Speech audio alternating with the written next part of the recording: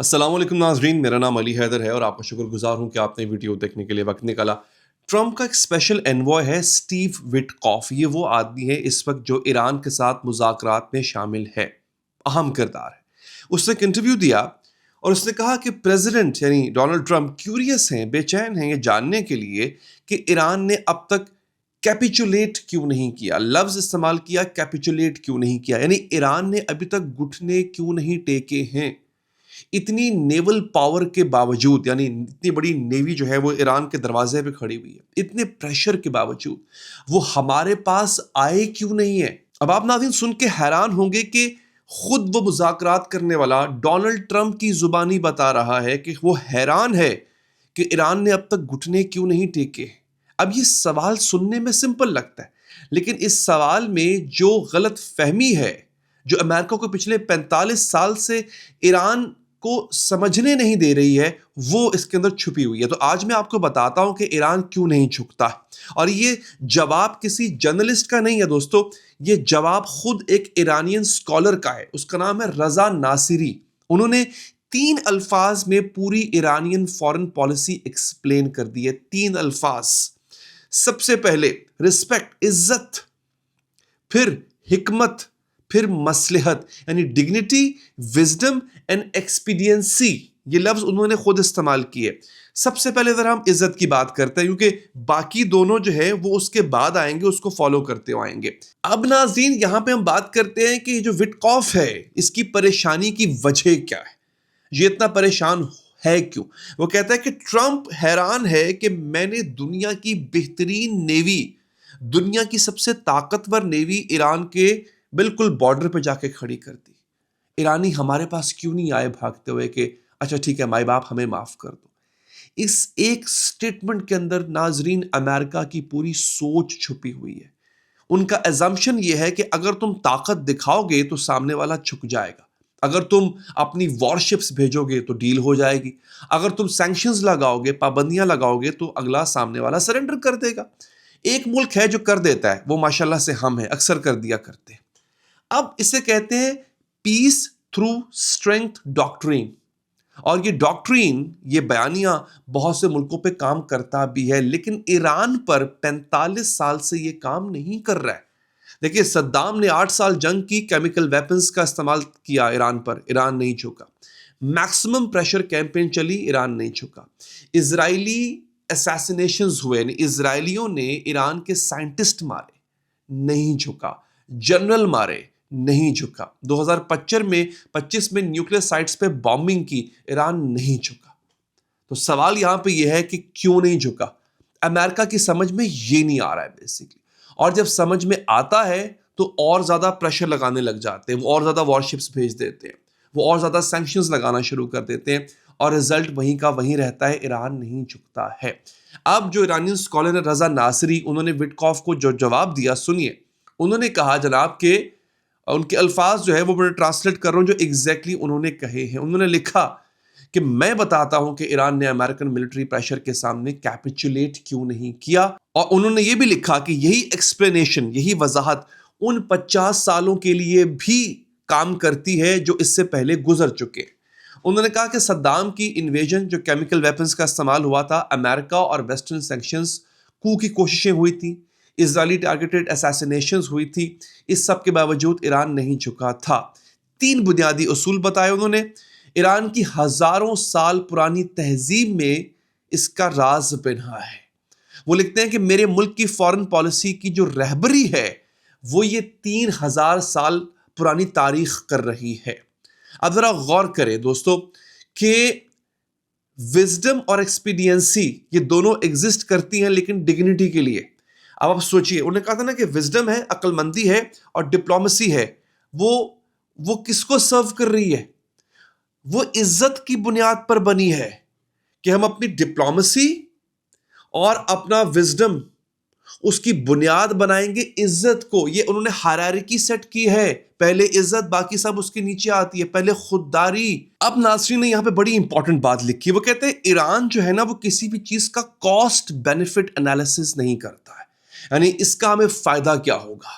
ये basically American सोच है, ये इसराइली सोच है, और इसीलिए वो कहता है कि आप ईरान की नीयत को हमेशा गलत इंटरप्रेट करते हैं और इसीलिए वो हमेशा गलतफहमी का शिकार हो जाता है। अब ये पॉइंट समझिए आप, अमेरिका सोचता है कि हर चीज का हिसाब होता है, यानी इतना प्रेशर उसका इतना रिजल्ट, इतनी सेक्शंस, इतनी पाबंदियां और इतना इकोनॉमिक डैमेज करेंगे हम ईरान को और इतना ही ईरान जो है वो हमारे सामने झुकेगा। ईरान उस इक्वेशन में फिट नहीं होता है। अब उनके लिए नफा नुकसान मैटर नहीं करता, उनके लिए इज्जत, डिग्निटी, खुददारी वो इकोनॉमिक कैलकुलेशन से ऊपर है। आप सोच रहे होंगे कि मैं शायद आपको किताबी बातें बता रहा हूं। कोई भी शख्स जो ईरान गया हो, ईरान जाता रहता हो या इसका ईरान से कोई ताल्लुक हो, आप उससे ये बात पूछिएगा कि ईरानियों के लिए उनकी तहजीब, उनकी इज्जत सबसे ऊपर है। अब यानी सवाल जो यहां पर ये है, जो मुद्दा है वो है बिजनेसमैन मेंटालिटी वर्सेस सिविलाइजेशन। नासरी ने एक और बात यहां पर लिखी है जो कि बराह रास्त ट्रंप और विटकॉफ पर थी।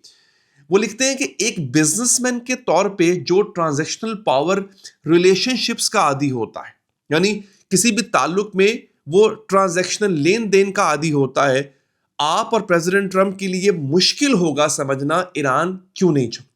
हर इंसान के लिए जो कि लेन देन पे यकीन करता है। वो लिखता है कि दूसरे मुल्क जानते हैं। अब ये ऑब्जर्वेशन बड़ी शार्प है। ट्रंप बिजनेसमैन, विटकॉफ बिजनेसमैन, उनकी दुनिया में हर चीज एक डील होती है। प्रेशर डालो, सामने वाला निगोशिएट करेगा, डील हो जाएगी। नासरी कहता है कि ईरान मुल्क नहीं है, ये बहुत इंपॉर्टेंट है।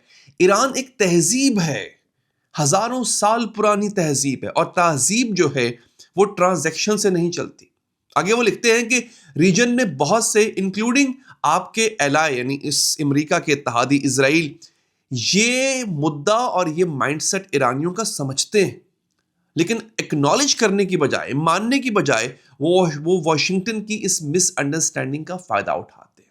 वो ऐसे इंटेंशंस एट्रीब्यूट करते हैं जो ईरान के नहीं है। फॉल्स एजम्पशंस को रीइंफोर्स किया जाता है, गलत फहमियों को मजीद भड़काया जाता है और अमेरिका को एक कॉस्टली वॉर की तरफ ले जाया जाता है अपने मफाद के लिए। ये अब सुनिए, नासरी कह रहा है कि इजराइल जानता है कि ईरान कैसे सोचता है, लेकिन वो अमेरिका को जानबूझकर गलत इंफॉर्मेशन देता है ताकि अमेरिका जंग करे और इसराइल का फायदा हो, इसमें इसराइल का इसमें भला हो। अब यहां पे नासरी ने एक बड़ी पावरफुल लाइन लिखी दोस्तों। वो कहते हैं कि कुछ कौमें मरना पसंद करती हैं और वो खड़े होकर अपने सर को झुकाए बगैर मरना पसंद करती हैं, बजाय इसके कि वो जिए घुटनों के बल। वो लिखते हैं some nations would rather die standing on their feet than live crawling on their knees. अब ये ईरानियन सोच की अक्कास है। ये सोच 1979 से नहीं है, ये सोच हजारों साल पुरानी है। और यहां पर वो एक्सप्लेन करते हैं कि ईरान ने मकामी न्यूक्लियर प्रोग्राम इसलिए मेंटेन किया क्योंकि फॉरेन पावर्स ने उनको मना किया था। अब देखें, उनके लिए इज्जत की बात है ना, कोई हमें मना कर रहा है हम तो करेंगे। एक कौम जो इज्जत से चलती है उसके लिए इसे कहते हैं कोर्सियन रेजिस्टेंस पैदा करती है, यानी उसके लिए अगर जो जबर है, अगर आप जबर करेंगे उस पर तो वो लाजमी वो काम करेगी। ये इज्जतदार कौम की निशानी होती है। अमेरिका सोचता है प्रेशर बढ़ाएंगे उतनी ज्यादा कंप्लायंस मिलेगी। ईरान का रिस्पॉन्स है कि आप जितना ज्यादा प्रेशर बढ़ाओगे आपको उतनी ज्यादा रेजिस्टेंस मिलेगी। ये उल्ट हो रहा है यहां पे दोस्तों। अब देखते हैं इस वक्त जो कि इंपॉर्टेंट है कि ग्राउंड पे क्या हो रहा है। 17 फरवरी 2026 की जो डिप्लॉयमेंट है उसको एनालिस्ट ने मैप किया है। उसका नाम है EGYOSINT। उन्होंने कुछ डिटेल्स बनाई है, एक इदारा है बेसिकली। इस वक्त अमेरिकन USS अब्राहम लिंकन वो अरेबियन सी में है, USS जेरल्ड फोर्ड आर वो डिप्लॉय हो चुका है मिडिल ईस्ट के अंदर। दोनों कैरियर्स जो हैं वो स्ट्राइक ग्रुप्स हैं और हर एक के साथ डिस्ट्रॉयर्स हैं, क्रूज हैं, सबमरीन्स हैं। फाइटर जेट्स की तादाद भी 30 F-35A स्टेल्थ फाइटर जेट्स हैं, 24 F-15E स्ट्राइक ईगल्स हैं, F-16 हैं, FA-10 हैं थंडरबोल्ट्स, EA-18G ग्राउलर्स हैं। ये इलेक्ट्रॉनिक वॉरफेयर के लिए होता है। सपोर्ट एयरक्राफ्ट में 160 से ज्यादा C-17A कार्गो फ्लाइट्स हैं, 20 से 22 KC-135 और KC-46 टैंकर्स हैं एरियल रिफ्यूलिंग के लिए। E-3 सेंट्री एवॉक्स है एयरबॉर्न कमांड के लिए। RC-135 सिग्नेंट है इंटेलिजेंस गैदरिंग के लिए। एयर डिफेंस के लिए थॉट बैटरीज हैं, MIM-104 पेट्रियट मिसाइल है और 99 प्लस कार्गो फ्लाइट्स हैं जो कि सपोर्ट सिस्टम को जो है वो आगे बढ़ाएंगी। और एक एनालिस्ट ने लिखा है यहाँ पे कि ये अमेरिका की 40 से 50% एयर डिप्लॉयबल एयर पावर है जो कि पूरी दुनिया से इकट्ठी करके उसने ईरान के पास लाके खड़ी कर दी है। 1991 और 2003 की इराक वॉर से भी ज्यादा, और ये दिन ब दिन बढ़ती जा रही है। अमेरिका ने कभी इतनी फोर्स डिप्लॉय नहीं की है किसी भी पोटेंशियल एनिमी के खिलाफ, और स्ट्राइक्स लॉन्च नहीं किए हैं। इसका मतलब है कि बहुत बड़ी जंग होने जा रही है। इस डिप्लॉयमेंट का अमेरिका को रोजाना मिलियंस ऑफ डॉलर खर्चा उठाना पड़ रहा है, मिलियंस ऑफ डॉलर। और ईरान क्या कर रहा है दोस्तों, आज की खबर है, बल्कि कल की खबर है। कल ईरान ने बैरे हुर्मुज़ को हर किस्म की शिपिंग के लिए बंद कर दिया। मैंने आपको बताया था कि इससे पहले बैरे हुर्मुज़ को पार्शियली क्लोज किया गया था, आधा बंद, 20% बंद किया गया था। आज मुकम्मल बंद है। आयतुल्लाह खामेनी ने वार्निंग दी थी कि अमेरिकन वॉरशिप्स को हम समंदर की तहों में डबो के रख देंगे। दुनिया की 20% ऑयल सप्लाई वहां से गुजरती है, जिसको ईरान ने बंद कर दिया है। और आखिरी खबर सुन लीजिए, ईरान ने सैयद मिसाइल टेस्ट किया है। ये एक नया मिसाइल है, उसको नाम सैयद दिया गया है। कुछ लोग उसको सैयाद कह रहे हैं, कुछ उसको सैयद कह रहे हैं। इसका सही तर्जुमा या सही तलफ़ुज़ मुझे मालूम नहीं है। लॉन्ग रेंज मिसाइल है, बैरे हुर्मुज़ में इसको फेंका गया है और सुलेमानी क्लास वॉरशिप्स जो है वो डिफेंस के लिए बैरे हुर्मुज़ के अंदर पहुंच चुकी हैं। ईरानी स्टेटमेंट क्या है कि सिस्टम इंडिपेंडेंटली जेट्स डिटेक्ट और डिस्ट्रॉय कर सकता है। यानी ये वो सिस्टम है जो चाइना और रशिया ने दिया है गालिबन, जो कि खुद ब खुद अगर अमेरिकन जेट्स घुसते हैं ईरान की फजा में या बैरे हुर्मुज़ के पास, ये उनको खुद डिटेक्ट कर लेगा और मार गिराएगा। अगर एक गोली भी चलती है ईरान की तरफ तो अमेरिका जो है वो एक मैसिव रिस्पॉन्स उसको मिलेगा। अब आप मुझे बताएं कि ये कैप्चुलेशन की निशानी है या रेजिस्टेंस की निशानी है दोस्तों। इस पे आप लोग अपनी राय दीजिएगा, आपके कमेंट्स का इंतजार रहेगा। अपना ख्याल रखिए नाजरीन, अल्लाह निगहबान।